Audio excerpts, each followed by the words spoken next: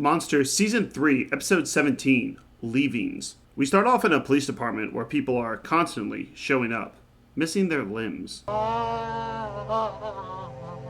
Jesus. So the old man doesn't have any arms, so what? We found him in the subway like this, on a bench. There were no scars at all. His skin was as smooth as a whistle, like it was polished. We have Officer Parkhurst and Officer Mancini, played by Tony Shalhoub, better known as Monk from the series Monk.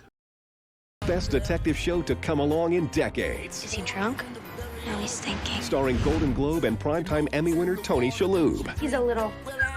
as everyone's favorite obsessive-compulsive detective. That's just it, Inspector. We know damn well he wasn't born that way, Parkhurst and me, because just yesterday, we damn near busted him for stealing a couple of pineapples off the Greek's vegetable stand down the street. He run there half a block with those damn pineapples before we stopped him, and he was using his arms to hold the goddamn things. Two of them, two arms, just like you and me got. Pineapples is the Andy Griffin Show.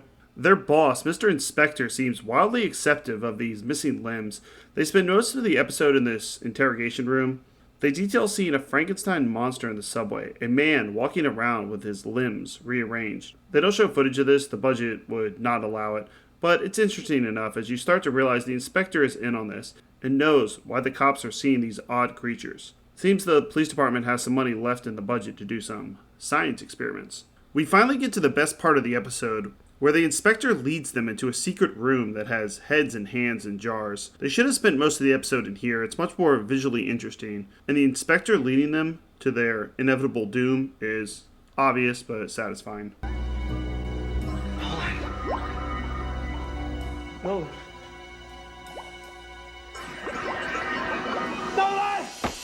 Shut up! What is it? Both of you shut up. That's the way it is down here, okay? Get used to it. Yeah. Yeah, we'll see. Are you decent?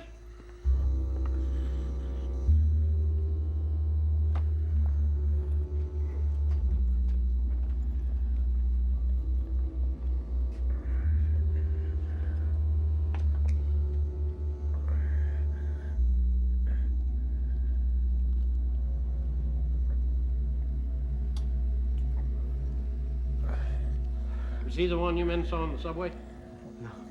No, he ain't the one.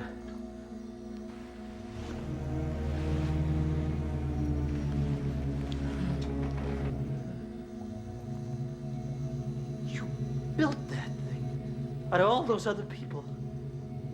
And then you made it into a cop. That's an early work, an old model. Believe me, we made many more important people than just cops, Mancini. Why? We want people who are loyal, people who don't have wives or husbands, and people who don't ask questions. He was just the beginning, just the start. Too bad you boys won't get to see the others. You and Parkhurst, but it seems to me you got a bad attitude problem here. I don't think you're going to see anything more whatsoever. I give it a 6 out of 10. The monster is horrifying, and if you look closely, it is half woman, half man. Once again, why they didn't have her in the episode longer, I don't know why. They could have had the monster chase them around the laboratory or something, but it ends suddenly. We assume the cops don't survive. Clifton Jones played the character Inspector. He would play a cop in a lot of movies. He was in 2 James Bond movies, Live and Let Die, and The Man with the Golden Gun, and played the character Carr in Cool Hand Luke. Alright, next, episode 18, Desirable Alien. That tackles immigration and turns up the sexy meter. Sort of. Oh, you are not so cold as you play. I can feel your heart beating. Boom, ba-ba-boom, ba-ba-boom. Never mind.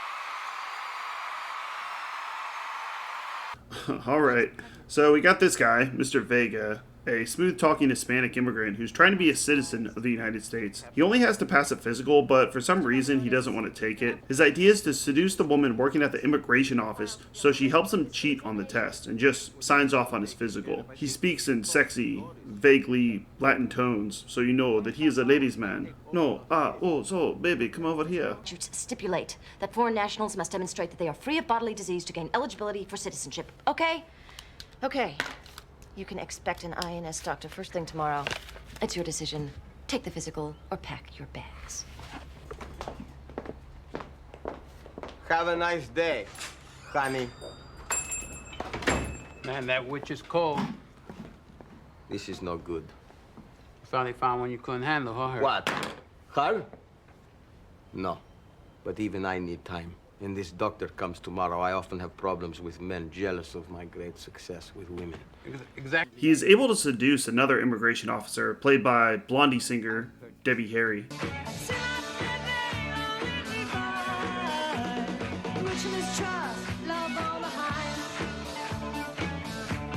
But the one holding the cards, Maggie, is still playing hard to get. You see, Mr. Vega is uncomfortable taking his shirt off. What is it that makes him so attractive to women, and yet this one immigration officer is not taking his advances? I was expecting a twist in this episode, and I kind of think it needed one. You find out Mr. Vega is a centaur, and that's why he doesn't want to take the physical. I figured the immigration officer was going to be a witch or something, and they were going to duel it out. They hint at this, but it never comes true. They're kind of screwing with you, saying, you think there's going to be a twist or a battle? Nope. They just get a fraudulent marriage, and he becomes a citizen. I say 5 out of 10. I did go down a Blondie rabbit hole, though. You know, not too bad.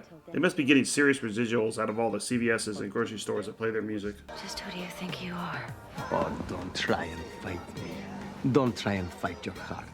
You already got your one-night bimbo, mister. Come on, honey. Time for your physical. Alright, well, this was a pretty star-studded episode. Louis Guzman played Mr. Vegas' sidekick. He was recently in Shameless, Boogie Nights, and Carlito's Way. Well, those are in the 90s. Rick Avalles played the character Mr. Vega. He was having a good run being in Ghost, Godfather 3, and Waterworld. He unfortunately died of AIDS in 1995. He did have a promising career, but apparently had a heroin addiction. And, of course, Debbie Harry, the lead singer of Blondie. The band formed in 1974, and they've sold over 40 million albums, and she is still performing to this day at almost 80 years old. Alright, that's it for this video. Next episode, Face for Radio, with Laura Branigan, the singer, and Morton Downey Jr. It's a doozy. And I have a lot to say about this one. Finally, they're starting to get famous people in their episodes. Unfortunately, Monsters is almost over. We only have 6 episodes left before concluding the series. Here's some Morton Downey Jr. for you. Hold up. How do you feel about that, Julie? I'll run this damn show, and I'll keep the people going. Now shut up or get the hell out. How do you feel about it? This isn't Oprah Winfrey. Chicken.